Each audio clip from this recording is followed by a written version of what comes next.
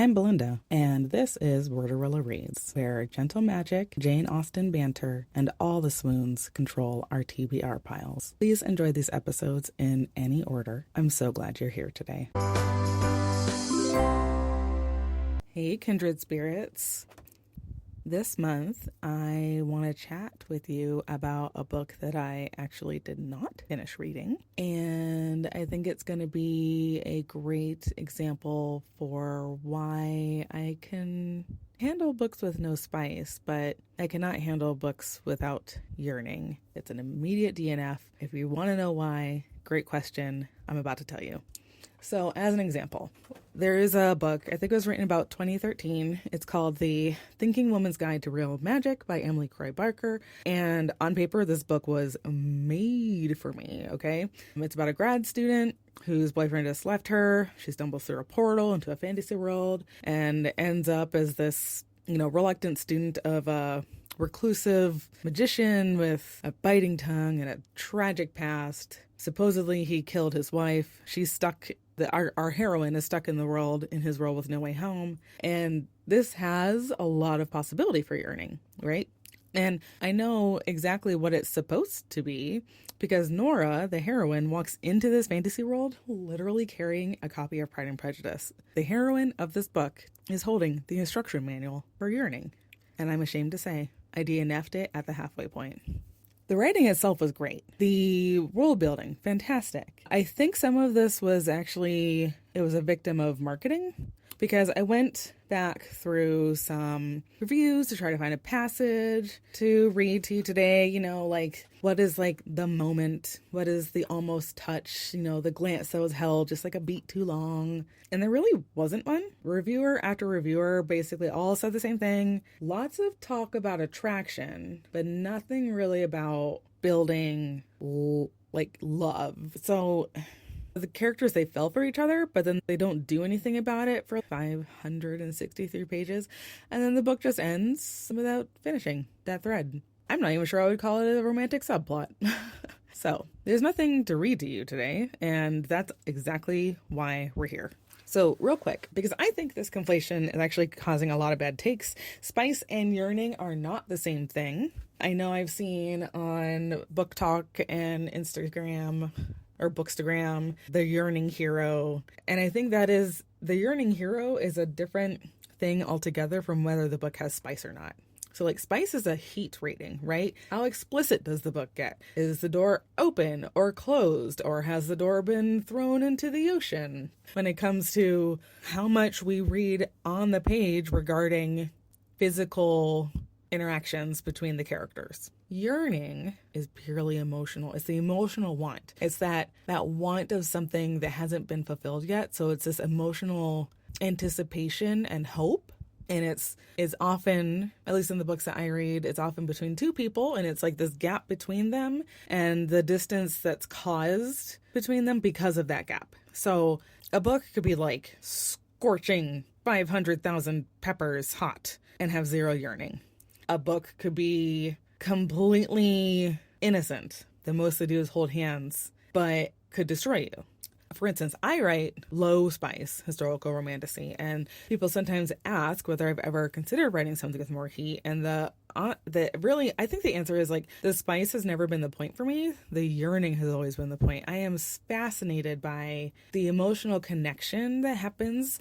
How is it that two people who were strangers 5 minutes ago, 5 days ago, 5 months ago, 5 years ago, did not know each other existed? And through the course of bumping into each other repeatedly, through their routines of work and home life, through new responsibilities, through moving cities, whatever it was that brought them together, it's interesting that, to me, how I think sometimes I write these romance books because a part of real life romance really still puzzles me. Even though I am married, I'm surrounded by people who are in relationships. There's this part of my brain that's kind of yeah, but how did it happen?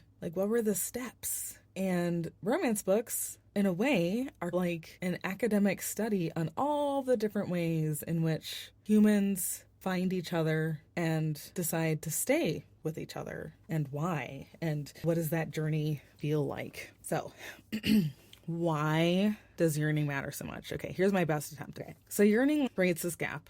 The gap is actually where the reader lives. So two characters want each other. They can't have each other. That space between them becomes charged, like with emotional tension, romantic tension. Oh, will he, won't he? Am I just imagining things or not? And then the reader gets to move into that space and stay there, sometimes for hundreds of pages, although most of the books I read, it's not quite that long, because sometimes the journey to getting there, to becoming the couple or whatever the happily ever after or the happily for now looks like for that story, is sometimes honestly more interesting than we finally got together.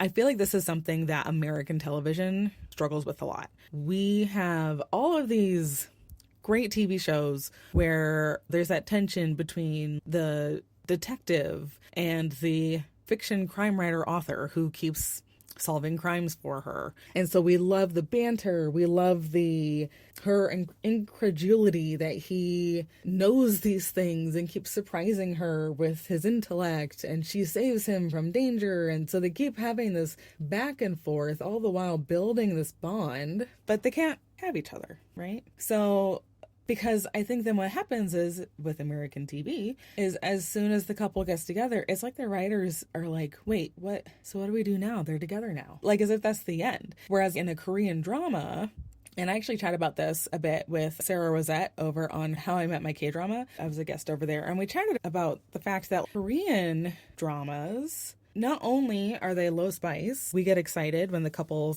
holds hands or their fingers graze each other's for the first time. But then also in a 16 episode miniseries, the couple gets together usually around episode 7 or 8. And then we're watching all the dynamics of what is the impact of them choosing to be together. How does this impact their friends, their friend group, their friendships? How does it impact their families? What is the socioeconomic influence on their relationship? What are the societal constraints that basically continues to challenge that relationship? So the tension is still there, but now the tension has become external. We moved away from this yearning of, I don't know if they like me the way I like them, to, oh, now I've confirmed that they like me and it's reciprocal, but do they like me enough to overcome XYZ external challenge? So I think I love those stories. I'm actually trying to build more of those stories into my books, of having a longer denouement after the couple gets together. And that's something I'm doing in my current book that I'm editing. And we'll talk a little bit more about that in a second. But I think that's the thing, right? Is if you think about your favorite romance moment, the one that lives rent-free in your head, I bet it's not the resolution or consummation or anything like that. It's the almost, the moment where it could have happened, but it didn't. We almost got a kiss, but then someone bounced into the room. We almost got a great banter back and forth, but then an emergency happens, right? Something could have happened and it didn't. Or one character realizes the other one matters and then immediately does something really stupid about it. They start making poor choices because maybe they're freaking out because this is not what they thought, how they thought things were going to go. So on page, this could be like a glance that's held a beat too long and then neither character acknowledges it. It could be avoiding someone in a way, which then for the reader automatically proves that you're like constantly thinking about them. Doing something unprompted, like remembering how they take their tea or what their favorite color is, and so they're stuck in a cabin and they grab the blanket that's their favorite color, right? Those little details, the little things that should be mundane, but because it's these two people and the tension between them, that that attention to detail is actually speaking more than if we had said girl likes guy, guy likes girl. I've been trying to figure out, what is it? Like, why do books struggle with yearning? I actually think most DNFs are probably a yearning problem in disguise. Insta-love has no obstacle, right? And if you're looking for insta-love, that's awesome. That's not what this is about. This is for the reader who is looking for some form of tension that stretches out the will they, won't they, and makes it emotionally satisfying when they do get together. So in insta love that has no obstacle, the characters meet, they connect, they act on it immediately, and ta-da, that's it. Nothing standing in the way, which is different from insta attraction. Like, oh no, this is a problem, because now the want and the gap is already there. Insta love kills that yearning because there's nothing between the want and the having.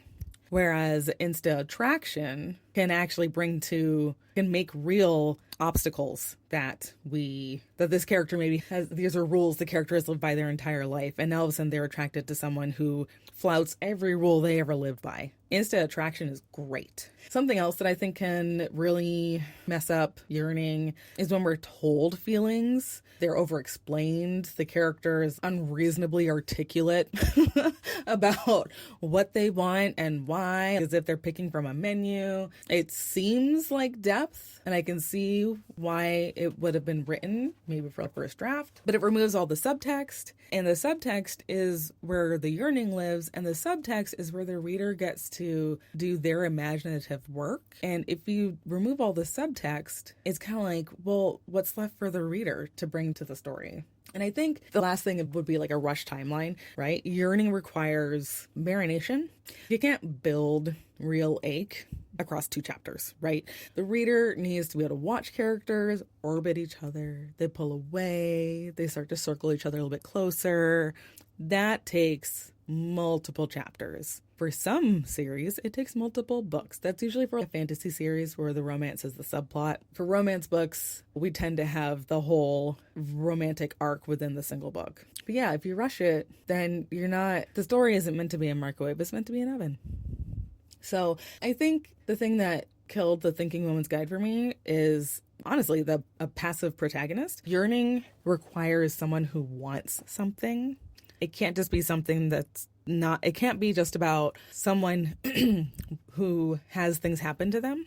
So as a reader, you can't yearn on behalf of the character. If the character isn't reaching for anything, then there's nothing to empathize or in their yearning for. And the gap can't exist if one half isn't straining and reaching for the other side. So those are just a couple of the reasons why I think if you don't do yearning right, it could be because of insta love without an obstacle. It could be over-explained feelings. It could be a rushed timeline. It could be a passive protagonist. And I don't know, think about your last DNF. Was it one of those? Was it all 4? So, take it for what you will. What are some examples of books that do this well, like do yearning well? I think one would be Sorcery of Thorns by Margaret Rogerson. So the yearning lives in the competence. One character watches the other be genuinely good at something they love, and then that's where it starts. So it's not like this dramatic event, it just starts to accumulate.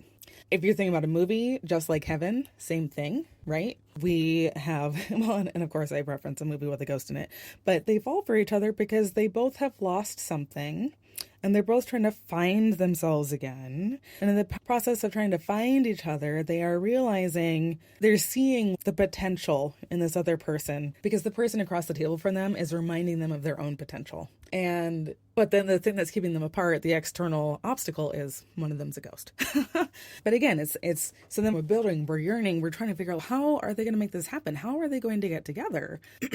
That curiosity, that question, that's the reader yearning to figure out how does this end? That's something to consider. Persuasion by Jane Austen, yearning 101. Prior to the book start, Frederick and Anne are in love. Her family tells her to break it off. She's a good daughter, so she does. And then spends 8 years regretting that decision while he goes off and builds his fortune, mostly out of spite. Comes back, now is this person that everyone's trying to marry their daughter off to.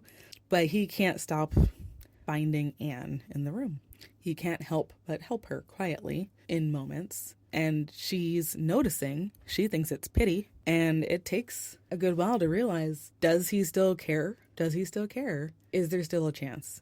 So Persuasion is an excellent example of yearning. And then I know I'm biased for this last one because I wrote it. I'm writing it actually. But An Uncanny Bargain in book 3 of the Hesitant Medium series, I actually wrote this specifically because I wanted it to be a book that I wanted to read, but I couldn't find. The gist of it is we have our heroine, Edith. She's very bad at believing that anyone would choose to stay or see her value. And Drew is not the sort of person who leaves. He's also half ghost, so he can't leave. But that's beside the point. If he were 100% living, he wouldn't leave. And this is where all the yearning lives in the story. So I want to hear yours. I want to hear a book or a scene or a line that you still think about. Reply to my newsletter or send me a message. There may be a follow episode about some of the best yearning scenes you guys send me. At the end of the day, yearning is that gap. It's a big part of why the ending hits well and why you're still thinking about that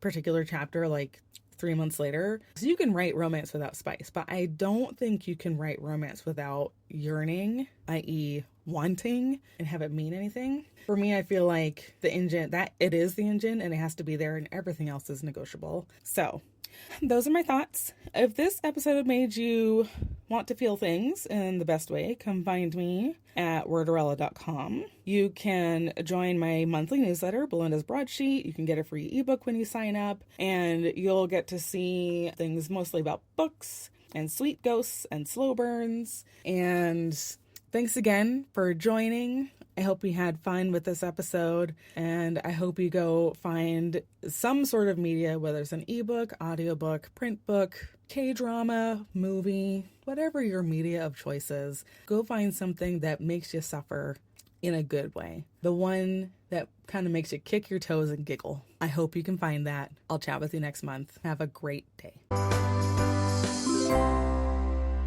Wordarella Reads is brought to you by wordarella.com. That's Cinderella, but with words. Thank you for listening today.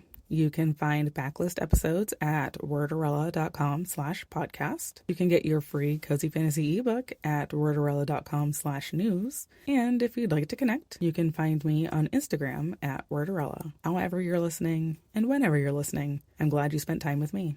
I'll see you in the next episode. Happy reading!